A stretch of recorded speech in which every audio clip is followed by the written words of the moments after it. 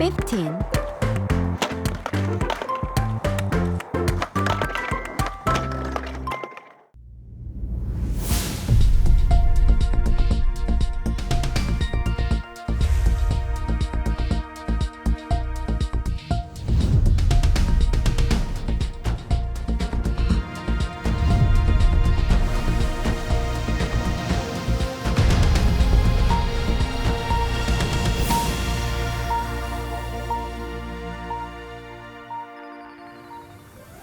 네, 시청자 여러분 안녕하십니까? 파워 인터뷰의 최연정입니다.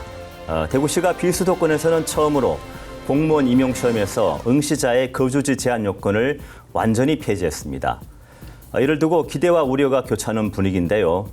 장기적으로 보면 개방성 강화와 우수 인력 유입이라는 효과를 줄 수도 있습니다. 그와 동시에 수험생들 사이에서는 우려의 목소리도 나오면서 거주지 제한 폐지가 미칠 영향의 득실에 대해선 반응이 엇갈리고 있습니다. 네, 이러한 변화들, 과연 약일까요, 독일까요? 오늘 파워 인터뷰에서는 이 주제를 깊이 있게 다뤄보겠습니다. 네, 육정미 대구시 의원 나와 계십니다. 안녕하십니까? 네, 안녕하십니까? 네, 대구시가 최근 공무원 임용시험에서 응시자의 거주지 제한을 없앴습니다. 네, 시 공무원뿐만 아니라 산하기관 모든 채용에서 제한을 폐지한 것에 대해서 유 의원께서는 반대하는 입장이 떠들었습니다. 네. 지역 거주지 제한을 두는 곳이 17개 광역시도 안에서 서울시를 제외하고는 다 지역 제한을 두고 있습니다. 지역 제한을 뒀을 때 분명한 취지가 있었을 거예요. 지역 안에서 지역 인재를 기르고 그 지역 인재들이 다시 지역에 봉사하도록 하는 안정장치가 저는 지역 제한이라고 봅니다. 네. 그럼 과연 지금 이 시점에서 현 상황에서 생각해 봐야 될 것 같습니다. 작년에 대구 지역의 그 청년 19세부터 34세까지의 그 인구 유출이 7천 명이었습니다. 네.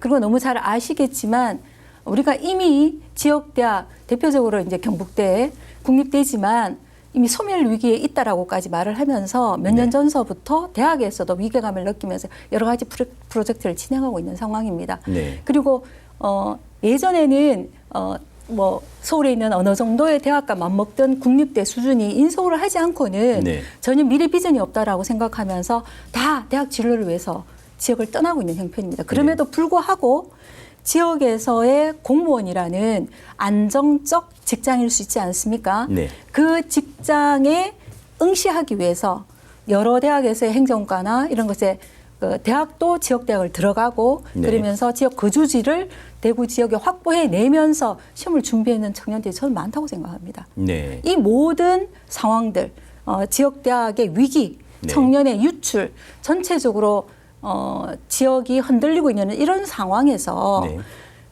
인재, 우수 인재를 유입하고 개방성을 확보해내기 위해서 한다? 이거는 저는 뭐라고 표현해야 되죠? 비유가 바로 생각나지 않는데요. 네. 정말 밥 굶고 있는데 나가서 그냥 영화 관람하는 거 이거 적절하지 않을까요? 맞지 않다는 얘기를 하는 겁니다. 실제 이런 그 지역 제한을 폐지하면서 이른바 공시족, 타 지역에 있는 공시족들이 많이 몰려들었다고 하거든요. 대구시에 따르면 그 대구교통공사, 그러니까 산하공사죠, 그죠? 올해 하반기 신입사원 채용 시험 원서를 접수했는데 142명 모집에 5,111명이 지원했다고 하더라고요. 이걸 계산해 보니까 36대 1, 역대 최다라고 합니다. 그런데 문제는 이들 가운데 타 지역 출신이 40% 가까이 된다는 기사가 있더라고요. 실제 이렇게 해서 우리 지역 청년들에게 미친 영향이 어떨까요? 국업 채용 같은 경우도 마찬가지였습니다. 23년 6월 10일 시험에서 19.33대 1이었는데 올해 시험에서 거의 32.7대 1로 됐거든요. 이 문제는 지금 어차피 대구는 이렇게 실행이 됐어요. 한번 한 정책을 돌이키기는 쉽지는 않을 것 같습니다. 그러면 지금 해야 될 거는 이게 나머지 15개 시도 다 하자고 얘기를 해야 되는 거 아닙니까? 예, 그렇게 열어놓자는 거죠. 그래야 형평성이 맞지 않습니까? 도대체가 이게 요 작은 도시 안에서 우리만 지역 제한을 연다는 것 자체는 이미 불공정 게임을 하는 것입니다. 예. 지역을 기준에 두고 볼 때요. 그 이런 대구시의 결정을 다른 그 광역시도에서도 지켜볼 텐데요. 어떻습니까? 이런 그 타 지역에서도 이런 거주지 제한 폐지를 좀 고려하고 있지는 않을까요? 저는 예. 아니라고 봅니다.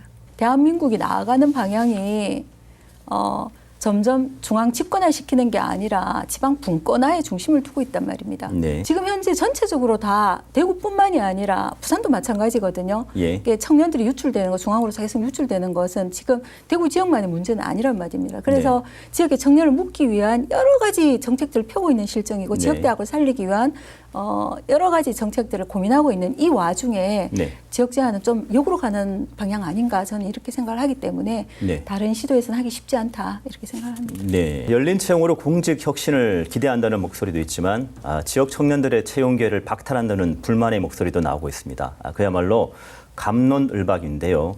그래서 저희가 현장 인터뷰를 담아왔습니다. 대구 시민들과 지역 수험생들은 어떤 생각을 갖고 계신지 화면으로 만나보시죠. 공시 시험이라는 게 예를 들어 뭐 90점으로 정해져 있으면 이거 넘기면 뭐 합격인데 그해 만약에 뭐 너무 세져서 커트라인이 많이 올라갔다 그런 거 아니면 평균적으로 좀 다 비슷하거든요. 그래서 그 정도까지 올리는 거에 두다 보니까 2배 정도 뛰면 좀 공시생 입장에서 불안할. 네, 이렇게 지역 청년들의 고용 기회가 줄어든다는 불만의 목소리 그리고 공직 개방성 강화와 우수 인재 유입 뭐 이런 어떤 주장들이 서로 엇갈리고 있지 않습니까? 장기적으로 보면 그래도 긍정적인 효과도 있지 않을까? 이게 네. 장기적으로 볼 때 긍정적인 효과를 가져오려면 실제적으로 우리가 지금 추구하고 있는 정책, 지역의 청년들이 유출되지 않고 지역의 일자리를 많이 확보해서 지역의 청년들이 이 지역 안에서 출생하고 살고 나고 그 안에서 또 이제 생을 마무리하는 것까지 네. 완결되는 것까지를 저희 지역 공동체 안에 고민하는 부분인데요. 이게 지금 긍정적인 부분이라고 얘기하면서 풍선 효과처럼 하나를 눌러서 하나가 부풀려 오르는 걸 긍정이라고 저는 말할 수 없다고 생각합니다. 네. 그런 것처럼 앞에서도 이제 다시 지금 반복해서 말씀을 드리고 있는데요. 지역 제한이 어떠냐, 좋으냐, 안 좋으냐 이런 요것만 똑 떼어내서 생각할 수 있는 부분은 아니다라는 네. 측면에서 지금은 오히려 지역 준비해왔던 공시생들에 대한 배신, 그 분노가 더 크다. 이거는 나라의 대통령은 할 수 있는 정책일지 모르지만 대구시의 수장인 시장께서는 해서는 안 되는 정책이었다. 네. 그다음에 우수 인재라고 말씀하셨는데요. 이게 자꾸 이러면 바로 얘기가 뭐가 있냐면은 전국 단위, 즉 지역이 아닌 곳에 중앙 뭐 이런 쪽 이게 네. 우수합니까? 흩어져 있는 우수함. 지역에 있는 청년을 우수하게 키울 생각을 해야죠. 네. 그런 측면에서도 이게 반하는 정책입니다. 다른 데서 여기에 응시하기 위해서 3년의 거주지 그걸 두기 위해서 둔다. 그렇게 해서 그 사람들이 여기 살 거야. 그러면 여기에서 내 이거 포기하고 다른 곳에 가버리는 그것도 생각하지 않느냐는 거죠. 네. 그다음에 대학부터 바라보자는 거죠. 내가 대학에서 이 대학을 나와서 지역대학 나와서 어디 떠날 거 없이 그 시험 준비하면서 이렇게 갔던 그 친구들이 아마 숫자가 더 줄어들게 되겠죠. 네. 네. 이런 부분들을 보지 않고 자꾸만 긍정적인 부분을 지금에 있어서 긍정성을 논하는 거는 저는 억지다. 죄송한 얘기지만 이거는 그야말로 홍 시장이 펼쳐놓은 이 정책에 뒷수습하기 위해서 억지적으로 찾고 있다. 저는 사실은 이렇게 생각합니다. 그러면 어쨌든 지금 이렇게 거주지 제한 요건을 폐지한 건 어쨌든 현실이잖아요. 네. 이미 제도가 시행이 네. 되었고 자 그렇다면은 뭐 여러 가지 우려점도 분명히 있긴 합니다. 그래서 이런 것들을 최소화하려면 어떤 보완 대책이 좀 필요할까요? 네. 제대로 성과를 내려면 더더욱 더 전국 단위 지역 제한이 다 풀려질 수 있도록 차라리 노력하는 게 맞지 않는가. 저는 그렇게 생각하고요. 네. 이거가 별개일 수 있지만 지금 공공기관들 우리 대구에 좀 들어와 있지만 네. 뭐 동구혁신도시도 사실 비어서 공실 많고 이런 얘기는 뭐 하루 이틀 얘기가 아닙니다. 네. 그때 들어오면서도 지역의 청년들에게 30% 뭐 10% 반드시 일자리 확보하겠다고 했지만 이것도 사실 허지부지해졌어요. 네. 그러면 역으로 그게 눌렸다면 그 좋단 말입니다. 전국에 인재를 유입하고 그래서 그 사람들이 들어와서 여기에서 거주할 수 있는, 그래서 인구를 증가시킬 수 있는 토대를 마련하는 것과 동시에 그 공시생, 대구 지역 준비했던 공시생도 이해할 수 있을 만큼의 그 현재 들어와 있는 공공기관의 그 의무적 지역 인재 뭐라 그러죠, 채용을 네. 좀 약속 받아내는 그런 것들도 더불어서 같이 좀 해 주십사. 이건 홍 시장님께 부탁 말씀드리고 싶습니다. 대구시의 거주지 제한 요건 폐지는 지역의 폐쇄성을 극복하기 위한 지자체 차원의 첫 시도입니다. 전국 지자체로 확산될 가능성이 높은 만큼 과연 공직 개방의 첫 관문이 될 것인지 앞으로도 관심을 가지고 지켜봐야 될 것 같습니다. 파워 인터뷰 이번에는 요즘 심각해지고 있죠. 코로나19에 대한 얘기를 나눠볼 텐데요. 먼저 주제 영상부터 함께 보시겠습니다.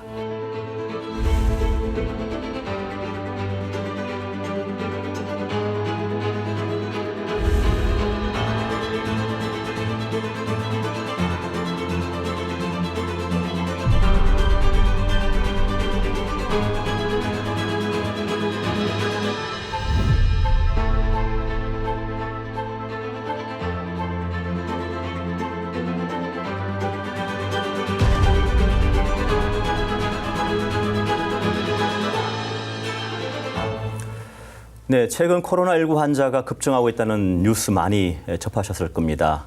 대구시가 방역 대책반을 구성하는 등 대책 마련에 나서고 있는데요. 2학기 개학과 추석이 맞물려 재유행하고 있는 코로나19에 대비하기 위해 어떻게 해야 할지 대구시 의사회 민복기 회장님을 모시고 얘기 나눠보겠습니다. 어서 오십시오. 예, 안녕하세요.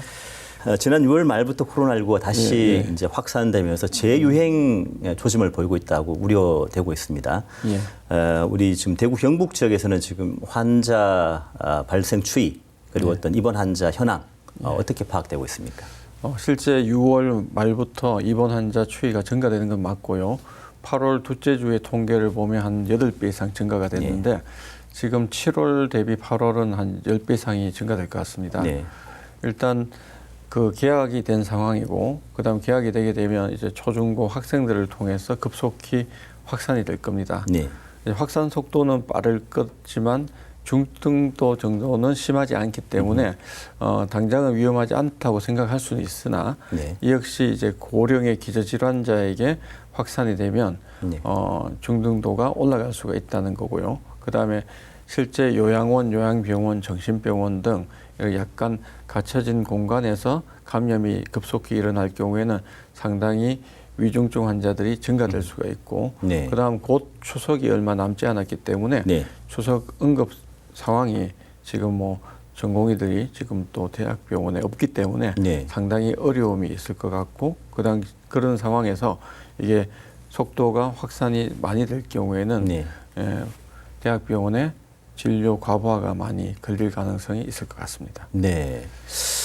뭐 사실 저도 그렇습니다만은 그동안 그 코로나를 사실 잊고 살았거든요. 그런데 갑자기 또 이렇게 유행을 하기 시작한다고 하는데 이 원인이 뭘까요? 지금 전 세계적으로 다시 좀 재유행이 되고 있고요. 특히 이제 아시겠지만 밀폐된 공간에서 확산이 잘 되는데 생각보다 바이러스 감염은 우리가 예전에 보면 이제 겨울철 건조한 날씨에 확산이 된다라고만 알고 있지만 최근에는 에어컨이 매우 발달돼서 그런 밀폐된 공간 내에서 밀집된 환경이고 거기서 감염이 확산되는 거고 그다음에 여름철은 이동이 많죠. 왜? 그렇죠. 휴가가 되니까. 그러니까 사람들끼리 접촉이 늘어났고 그리고 이제 개학이 됐고 그럼 그 확산이 더 퍼지게 될 것이고 이런 것들이 다 연관이 있을 것 같습니다. 자, 그러면 그 최근에 유행하는 이 코로나19 이전과 다른 점이 있나요? 어떤 뭐 다른 특징이 있다면 어떤 게 있겠습니까? 보통 그 전에 이제 오미크론 변이라고 많이 들으셨을 거고요. 거기에 이제 그 하부 변이가 여러 가지가 있고 지금 KP3 변이가 이제 주종을 이루고 이게 아마 45.5% 정도 굉장히 이제 많은 변이의 이제 이 퍼센티지를 여기서 차지하고 있는데요. 이제 증상 자체가 이제 아주 달라진 건 아닙니다. 대부분 우리가 감기 바이러스나 독감 바이러스나 비슷하게 전신 감염 증세도 있고 몸살 증세도 있고 뭐 열이나 기침 이런 건 다 비슷한 증상들이 있고요. 예. 그 전에 이제 치명률이 높을 때보다는 강하지는 않지만 그래도 기침이나 이런 것들이 많이 발생할 수가 있습니다. 예. 그래서 지금 현재도 예방의 이제 기본은 똑같습니다. 마스크를 지금 사실 사용을 우리가 오래 하지 않았지 않습니까? 네. 그러니까 마스크 사용을 안 함으로 해서 결국은 더 확산이 될 수 있으니까 다시 좀 불편하지만 네. KF94 마스크를 써야 된다는 거. 예. 예, 좀 힘들지만 써야 된다는 거. 두 번째는 이제 손 씻기가 굉장히 중요한 게 그전에도 네. 뭐 우리가 4년 전부터 많은 연구가 있었지만 손으로부터의 감염원이 접촉이 되고 결국 얼굴로 닿게 됨으로 해서 네. 발생하기 때문에 충분히 손은 흐르는 물에 보통 우리가 30조 이상이지만 비누를 쓰거나 알코올을 써서 충분히 하는 거. 그다음에 이제 유증상자라고 기침이나 이런 발열 증상이 있는 경우에는 네. 격리가 되면 제일 좋지만 격리가 지금 되게 어려우면 기침하는 예전에도 뭐 이렇게 우리가 가리고 기침한다든지 네네. 이렇게 가려야 되는 그런 부분들을 다시 리마인드해서 네. 우리가 3년 전 상태에서 이제 했던 것들을 이번 가을에는 좀 지켜주시면 좋을 네. 것 같고요. 당연히 이제 증상이 있는 분들은 자가 진단 키트를 이제 사용해야 되지만 사용을 안 하고 감기 증상이 있더라도 감기도 그렇고 독감도 그렇고 모든 게 네. 전파력이 있으니까 일단은 최대한 다른 분들과 접촉되지 않도록 격리를 자기 스스로 좀 해주시고 네. 당연히 의료기관에 빨리 가서 치료를 받아야 되고 네. 그런 원칙들을 좀 지켜주시면 좋을 것 같습니다. 그럼 여기서 이 문제를 한번 짚어보지 않을 수가 없는데요. 그 의대 정원 2,000명 확대 이걸로 촉발된 의정 갈등이 반년이 다 지났죠. 맞습니다. 예. 지났는데 아직도 그 전공의들이 돌아온 숫자는 거의 뭐 손에 꼽을 정도다 이렇게 되고 있지 않습니까? 이런 상황 때문에 이 코로나 재유행과 맞물려 가지고 의료 대란이 일어나지 않을까 이런 그 우려들이 있습니다. 어떻게 생각하십니까? 사실 그 부분이 제일 걱정되는 부분입니다. 지금 이제 각 대학 병원들이 실제는 한 6월 정도까지밖에 버티기가 어려울 것이다 이렇게 보았는데 그러고도 지금 2달 정도를 더 버티고 있습니다. 어떤 과가 이제 버티고 있던 밑에 주니어 스텝 교수가 이제 코로나에 걸려서 빠지면 그러고 나서 또 한 사람이 빠지고 이런 식으로 되면 의료진 자체가 붕괴가 되는 거예요. 그 상황이 지금 현재 이제 추석이 지금 얼마 안 남았기 때문에 그 연휴 때 이제 빠지기 시작하면 전국에도 지금 대부분의 지금 응급실 자체가 유지되기 어렵지 않느냐라는 지금 말들이 굉장히 많이 나오고 있고요. 그다음 지금 우리가 통계 집계에 잡히지 않는 문제가 또 있습니다. 이제 요양병원 같은데 이제 연세가 많은 기저질환자, 면역 저하자들이 많이 있지 않습니까?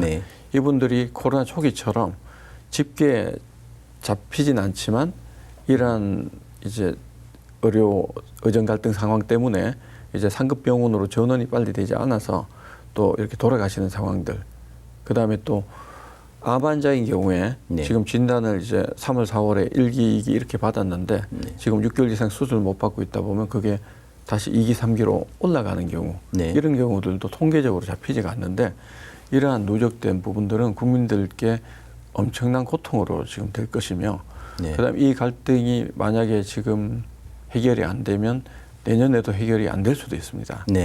그렇게 되면 이 의료 대란은 엄청난 이제 국민들한테 고통이 될 것 같아서 사실 굉장히 걱정되고 그렇습니다. 이런 그 코로나19 유행 관련해서 그 경구 항바이러스제 이게 비축이 제대로 안 되어 있다. 이게 또 문제가 되지 않느냐 이런 지적도 있거든요. 이 부분은 어떻게 생각하십니까?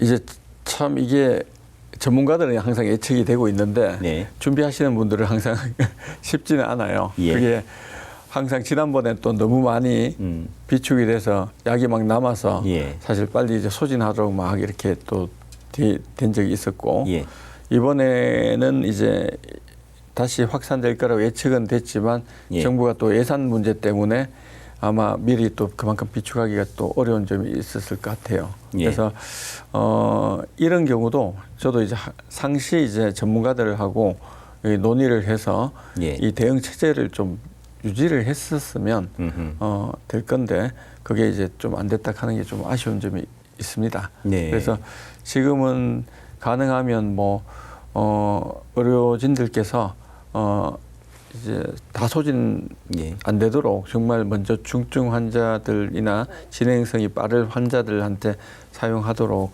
서로 좀 양해를 하고 또 곧 약이 들어온다고 하니까 네. 그렇게 해야 될 것 같고요. 예.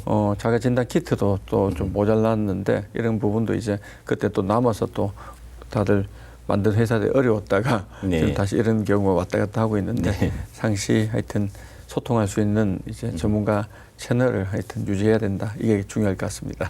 예, 그 이른바 그 응급실 뺑뺑이, 예. 뭐 그런 문제에다가 또 최근에 이렇게 코로나19가 또 재유행하면서 사실 시민들의 불안감이 되게 커지고 있거든요. 예, 물론 이제 의료계와 어떤 정부 간의 서로의 어떤 그런 주장이라든가 어떤 그런 명분들이 있겠지만 어쨌든 그 중심에 가장 둬야 될 부분은 결국 환자들이 아닌가 그렇게 생각이 되어지는데 앞으로 그렇게 지역 의료 정책을 펼쳐나갈 수 있으면 좋겠습니다.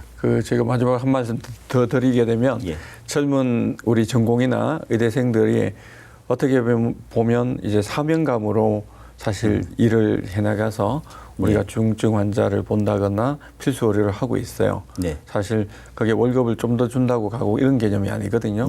그 부분을 이제 정부에서 알아주시는 게 정말 중요할 것 같고 그다음에 우리 국민들, 시민들도 그 부분에 대해서 격려 박수를 해줘야 됩니다. 우리가 코로나 때도 초기에 그 응급대처를 했던 모든 의료진들이 우리가 월급을 더 받거나 이런 것들이 아니었거든요.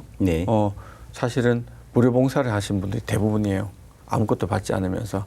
어떻게 보면 그러한 사명감과 이런 것들이 중요하기 때문에 그 부분을 국민들께서도 격려를 해주시면 다시 우리 전공이 우리 의대생들이 돌아올 것이라고 굳게 믿습니다.